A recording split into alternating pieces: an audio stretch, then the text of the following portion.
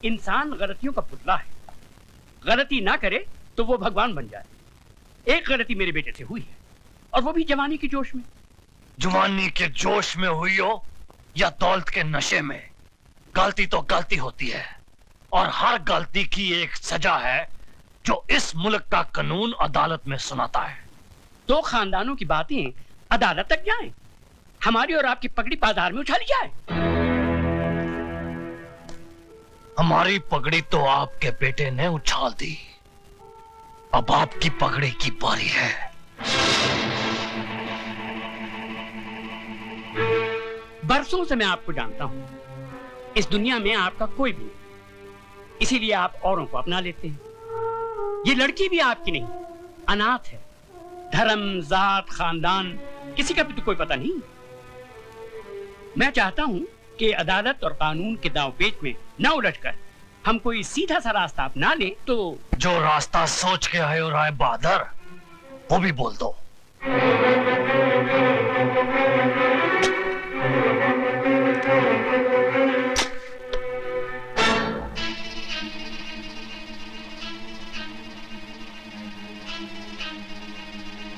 ये 2 लाख रुपए हैं। उस लड़की ने इतनी बड़ी रकम देखना तो दूर, सोचा भी नहीं होगा।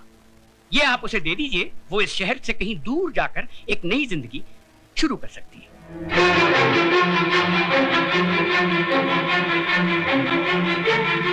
राय बहादुर, सुझाव तुम्हारा बहुत अच्छा है। जरा 1 मिनट यहीं ठहरना, जाना नहीं।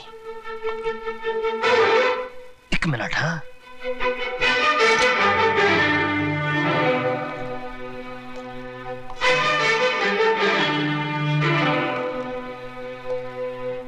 आपने मेरी बेटी की इज्जत की कीमत बहुत कम लगाई है, लेकिन मैं ऐसा नहीं करूंगा। ये 2 लाख नहीं, 4 लाख रुपए हैं। अपने कार की बहू को रात को मेरे साथ सुला दो। ये मौका। करतार सिंह, यकीन मानिए, मैं मुकदमा भी वापस ले लूंगा। बाकी की जिंदगी आपकी बहू इस शहर से कहीं दूर जाके बिता सकती है, बड़ी खुश हो जाएगी। तुम उस मामूली लड़की का मुकाबला मेरी बहू से कर। चुप है, वरना इस कार से तू नहीं, तेरी लाश जाएगी।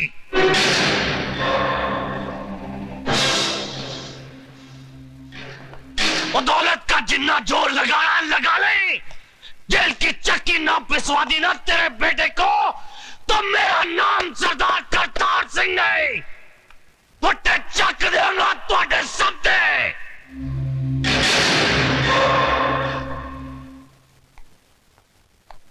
राय साहब, हिंदुस्तान की अदालतों में मुझे ज्ञान प्रकाश नहीं, माइक टाइसन के नाम से बुलाया जाता है। जिस तरह वो बॉक्सिंग रिंग में उतर के घूंसों की बौछार कर देता है, उसी तरह मैं अदालत में गंदे और अश्लील सवालों की बारिश कर देता हूं। आपके बेटे ने तो उसके कपड़े उतारने के लिए अपने हाथों का इस्तेमाल किया होगा, लेकिन मैं उसे अपने सवालों से नंगा करूंगा। रेप क्या है उसका मतलब मैं समझाऊंगा उसे। अदालत में जब बलात्कार का मुकदमा चलता है तो ऐसा लगता है कि यह अदालत नहीं, जिस्म बेचने का बाजार है, जहां औरत के जिस्म के हर उस हिस्से की बात होती है जिसे भगवान ने शर्म की मिट्टी से संवारा है। माला, तुम सुन रही हो ना? आप बोलते जाइए। जानती हो कैसे कैसे सवाल पूछे जाएंगे? जब तुम्हारा बलात्कार हो रहा था तो तुम्हारी साड़ी कहां थी? जांघों के ऊपर या जांघों के नीचे? ब्लाउज कहां था? बदन पे था या उतार लिया गया था? रेप करने वाले के हाथ तुम्हारी जांघों पर थे या तुम्हारे स्तन पर? चुप कर वकीला, चुप कर। अगर मेरी बेटी से ऐसे गंदे गंदे सवाल पूछे जाएंगे तो नहीं चाहिए मुझे इंसाफ। लेकिन मुझे चाहिए इंसाफ। क्या पूछेगा वो वकील? यही ना कि उस लड़के का हाथ कहाँ था, जांघों पर या छाती पर? छाती क्या होती है वो मैं उसे बताऊंगी। यह है छाती, जिसका दूध पीकर हर मर्द की छाती चौड़ी होती है। इसे कहते हैं स्तन। अगर अपनी माँ का दूध पीते वक्त ठीक से न देख सका हो तो मैं उसे दिखाती हूँ। मैं औरत हूँ और मुझे फक्र है कि मैं वो काम कर सकती हूँ जो दुनिया का कोई भी मर्द नहीं कर सकता। अपने जिस्म में एक नए इंसान को जन्म दे सकती हूँ। अपनी छाती का दूध पिलाकर उसे बड़ा कर सकती हूँ, जो आगे चलकर राम या रहीम बनेगा। शाबाश माला, शाबाश। अगर हिंदुस्तान की हर औरत तुम्हारी तरह बेखौफ हो जाए तो इस समाज में औरत को वही दर्जा मिलेगा जो उसे मिलना चाहिए। शाबाश।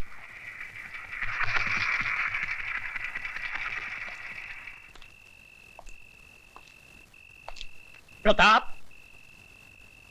अरे डैडी, आप अंदर आइए ना। नहीं, यही ठीक है।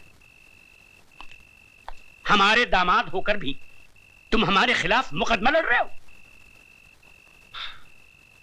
मैं आपके खिलाफ नहीं, जुर्म के खिलाफ लड़ रहा हूं। तुम जानते हो हमारा वकील कौन है?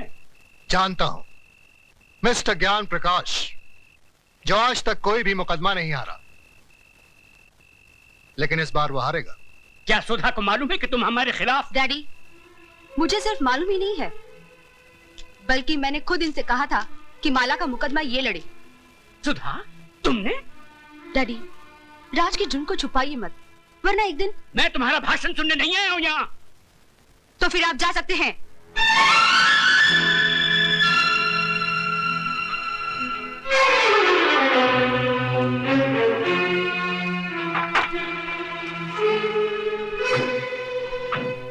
माय लॉर्ड, आज इस अदालत में एक बलात्कार का मुकदमा आया है। बलात्कार यानी कि एक लड़की के साथ जबरदस्ती करके उसकी इज्जत को लूटना। मेरी राय में ऐसे अपराधी को गोली मार देनी चाहिए।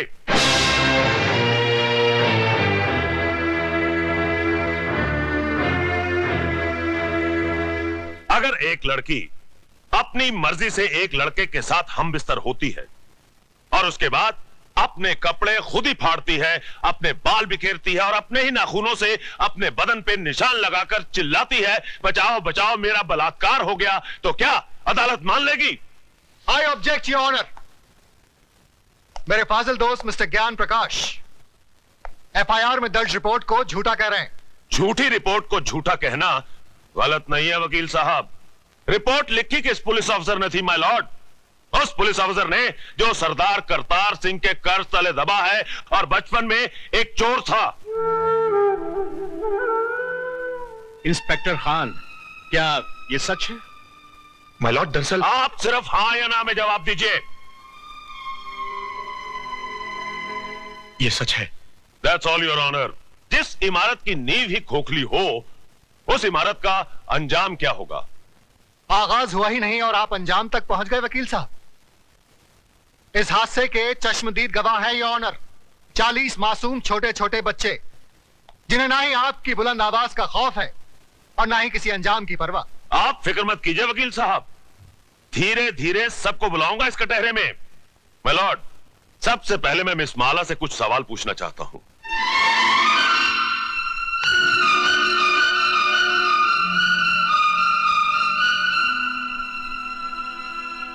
मिस माला, आपका यह कहना है कि मेरे मुवक्किल मिस्टर राज ने आपके साथ बलात्कार किया, लेकिन मेरा यह कहना है कि आप अपनी मर्जी से उनके साथ हम बिस्तर हुई और उसके बाद उन्हें बदनाम करने के लिए आपने उन पे इल्जाम लगाया कि उन्होंने जबरदस्ती आपकी इज्जत ऐसा लूटी। धंधा आपके खानदान की लड़कियां करती होंगी, मैं नहीं करती।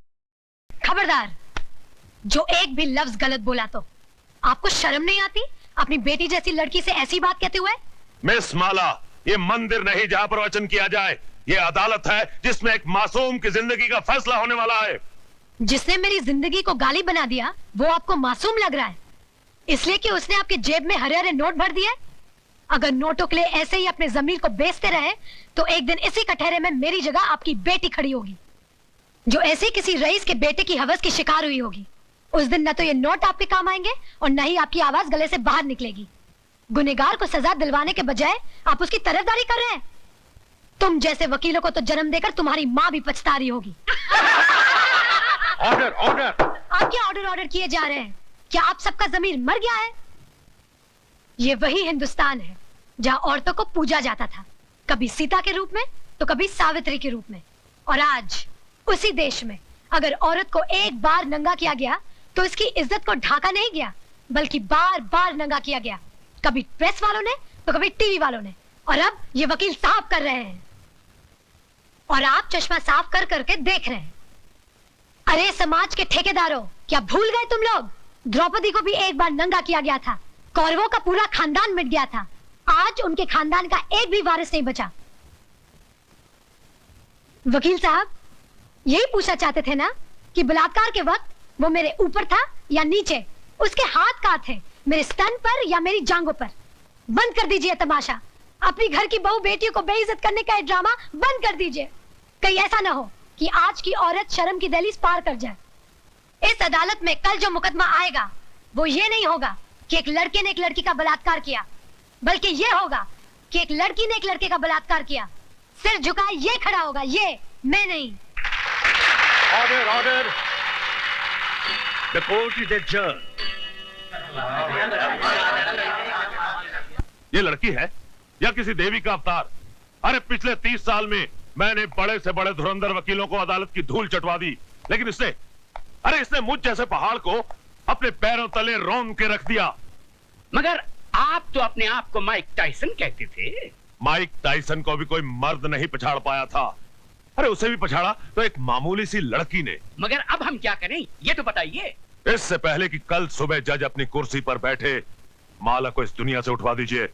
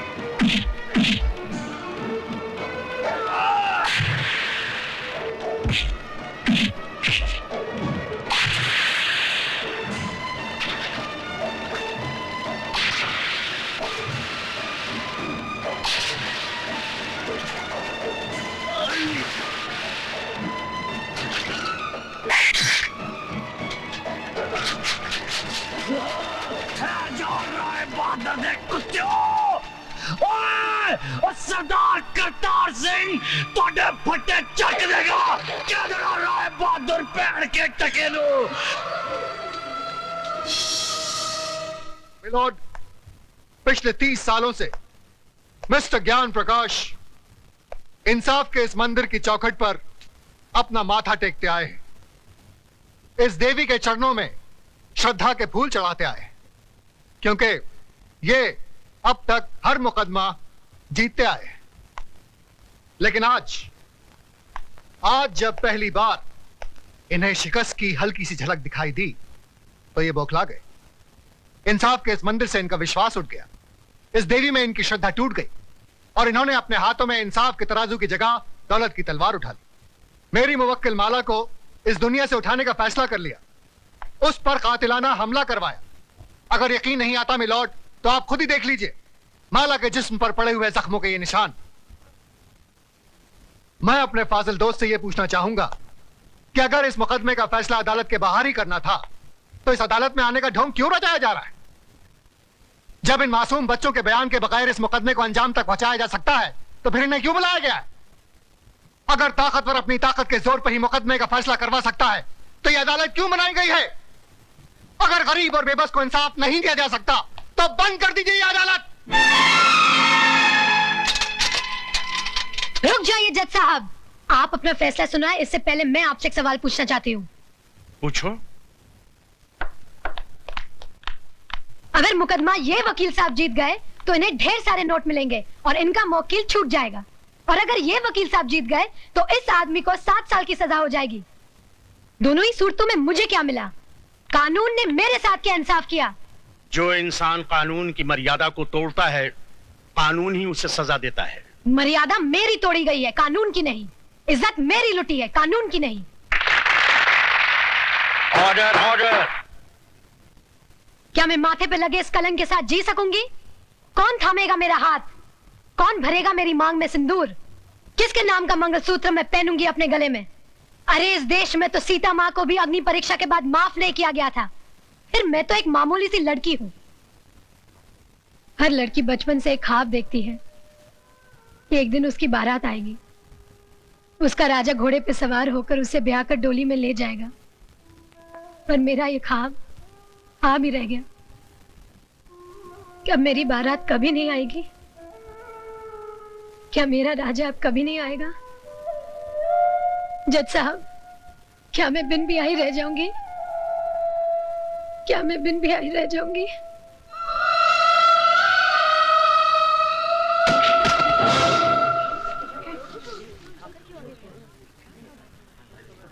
हाँ, अपने आप को दादा कहते हैं। सारा शहर कांपता है इनसे, मगर एक मामूली सी लौंडिया को खत्म नहीं कर पाए। अरे लानत है तुम पे और तुम्हारे आदमियों पे। अब खड़ा खड़ा मुंह क्या देख रहा है? Get the hell out of here you stupid asshole.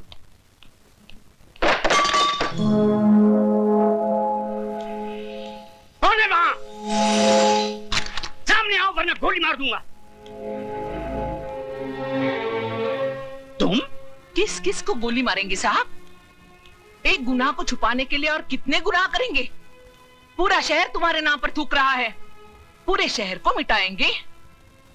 साहब, इंसान ही बने रहना, भगवान बनने की कोशिश मत करना, वरना वो ऐसा मिटा देगा कि ना तुम जी सकोगे ना ही मर सकोगे। तुम्हारी ये मजाल कि हमारे सामने जबान खोलो। 40 साल लगे साहब, 40 साल, तब जाके जबान खुली है। पैसों से बहुत बड़े हो गए, लेकिन इंसान छोटे रह गए। कौशल्या, तुम्हें तमीज नहीं मालिक से कैसे बात की जाती है? तुम तमीज सिखाओगी मुझे, जिसने तुम्हारे मर्द को पैजामे का नाड़ा बांधना सिखाया है? अरे बहू, जब घर में आग लगी हो तो पानी डालकर उसे बुझाया जाता है, लेकिन तुम उस आग में तेल डाल रही हो। अगर इसी रफ्तार से तेल डालती रही तो कुछ ही दिनों बाद यहाँ हवेली नहीं शमशान घाट होगा। इनफ इज इनफ, नमक हराम, दफा हो जाए यहाँ से। और खबरदार जो फिर इस दहलीज पे कदम रखा। फिक्र मत करो साहब, तुम्हारी दहलीज पर पैर तो क्या, उस पर थूकूंगी भी नहीं। दोनों तरफ के गवाहों के बयानात सुनने के बाद और तमाम हालात को मद्देनजर रखते हुए ये अदालत इस नतीजे पर पहुंची है कि मुल्जिम राज ने जुर्म किया है और वो कानून का मुजरिम है। लेकिन कानून से पहले वो माला का मुजरिम है, जिसकी जिंदगी को उसने तबाह कर दिया और समाज में इज्जत से जीने का हक उससे छीन लिया। लिहाजा ये अदालत मुल्जिम राज को ये हुक्म देती है कि जिस लड़की को नंगा करके उसने बेइज्जत किया, उसी लड़की से शादी करके उसे अपने घर की इज्जत बनाए।